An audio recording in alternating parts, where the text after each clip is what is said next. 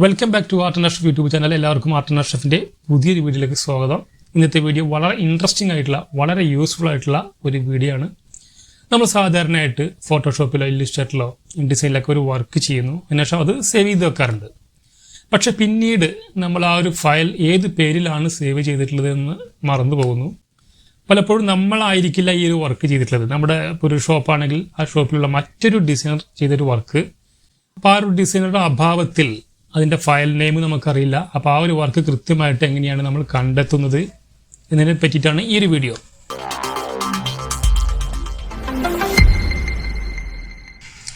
അപ്പോൾ ഇത്തരം സാഹചര്യത്തിൽ നമ്മൾ സാധാരണ യൂസ് ചെയ്യാറുള്ളത് റീസെൻറ്റ് ഫയൽ ലിസ്റ്റ് നോക്കുക എന്നായിരിക്കും. അപ്പോൾ നമുക്കറിയാം ഫോട്ടോഷോപ്പിലൊക്കെ റീസെൻറ്റ് ഫയൽസിൽ പോയി നോക്കിക്കഴിഞ്ഞാൽ അവിടെ 20ഓളം വർക്കുകളെ മാത്രമേ നമുക്ക് കാണാൻ കഴിയുള്ളൂ. അപ്പോൾ 20ഓളം വർക്കുകളൊക്കെ നമുക്ക് അവിടെ കാണാൻ കഴിയുമെങ്കിലും നമ്മളൊരു വർക്ക് ഒന്ന് ഓപ്പൺ ചെയ്ത് നോക്കുന്നു. അപ്പോൾ നമുക്ക് ആ ഒരു വർക്കല്ല, നമ്മൾ ഉദ്ദേശിച്ച വർക്കല്ല, അത് ക്ലോസ് ചെയ്യുന്നു. അങ്ങനെ 2-3 ഫയലുകൾ നമ്മളൊന്ന് ഓപ്പൺ ചെയ്ത് ക്ലോസ് ചെയ്ത് കഴിഞ്ഞാൽ ആ ഫയലുകളെല്ലാം ഈ റീസെൻറ്റ് ഫയലിൽ മുകളിൽ വന്ന് കിടക്കും. അപ്പോൾ ഈ റീസെൻറ്റ് ഫയൽസ് വീണ്ടും അത് ഫുള്ളാവുന്നു.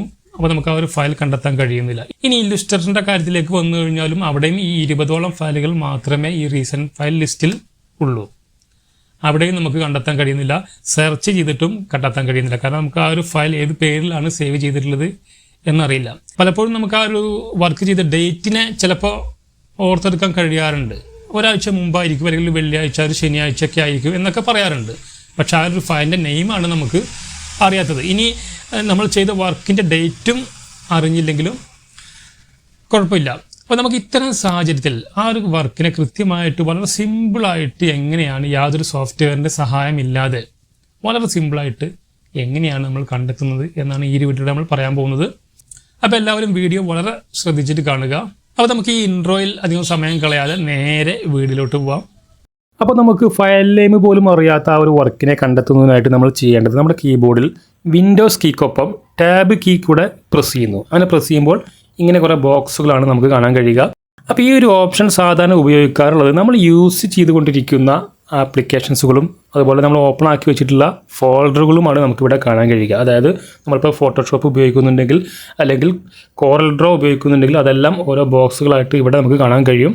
നമുക്കൊരു പ്രോഗ്രാമിൽ നിന്ന് തൊട്ടടുത്ത് മറ്റൊരു പ്രോഗ്രാമിലേക്ക് കടക്കാനും അതുപോലെ നമ്മൾ ഉപയോഗിച്ച് കൊണ്ടിരിക്കുന്ന എല്ലാ വർക്കുകളെയും ഒന്നിച്ച് കാണാനും ഒക്കെയാണ് സാധാരണ ഈ വിൻഡോസ് കീയും ടാബ് കീയും കൂടെ പ്രസ് ചെയ്തിട്ട് ഇങ്ങനെ കാണാറുള്ളത്. ഇവിടെ ഒരു ബോക്സ് സെലക്ട് ചെയ്തതിന് ശേഷം ആരോ കീ പ്രസ് ചെയ്ത് തൊട്ടടുത്തതിലേക്ക് നമ്മൾ പോകുന്നു. അങ്ങനെ നമ്മൾ താഴോട്ടുള്ള ആരോ കീ പ്രസ് ചെയ്യുമ്പോൾ ഈ ഒരു സെലക്ഷൻ താഴോട്ടും വരുന്നു. ഈ പ്രോഗ്രാമുകളെല്ലാം കഴിഞ്ഞാൽ പിന്നെ കാണുന്നത് നമ്മൾ മുമ്പ് വർക്ക് ചെയ്തിട്ടുള്ള ഫയലുകളുടെ ഒരു റീസെൻറ്റ് ലിസ്റ്റാണ് ഇവിടെ നിന്നോട്ട് കാണാൻ കഴിയുന്നത്.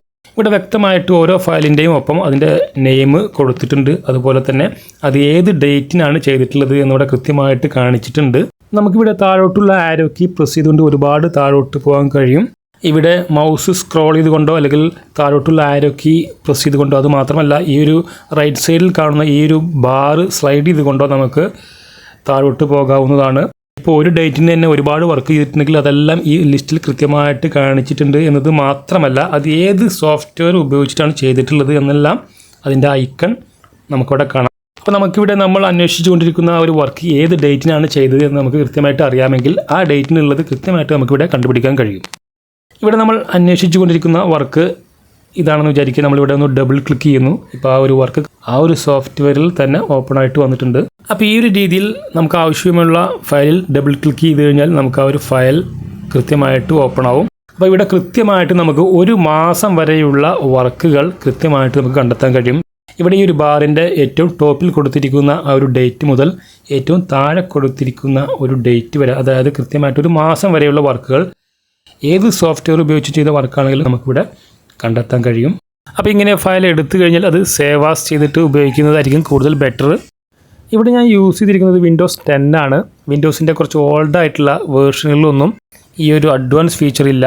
അപ്പോൾ ഓക്കെ സുഹൃത്തുക്കളെ, ഇങ്ങനെയാണ് നമ്മൾ മുമ്പ് ചെയ്തിട്ടുള്ള ഒരു വർക്കിനെ നമുക്ക് അതിൻ്റെ ഫയൽ നെയിം അറിയാത്ത അല്ലെങ്കിൽ നമ്മൾ ആ വർക്ക് എന്നാണ് ചെയ്തത് എന്നൊക്കെ അറിയുന്ന ഒരു വർക്കിനെ കൃത്യമായിട്ട് വളരെ സിമ്പിളായിട്ട് കണ്ടെത്തുന്ന ഒരു രീതിയാണ് ഇത്.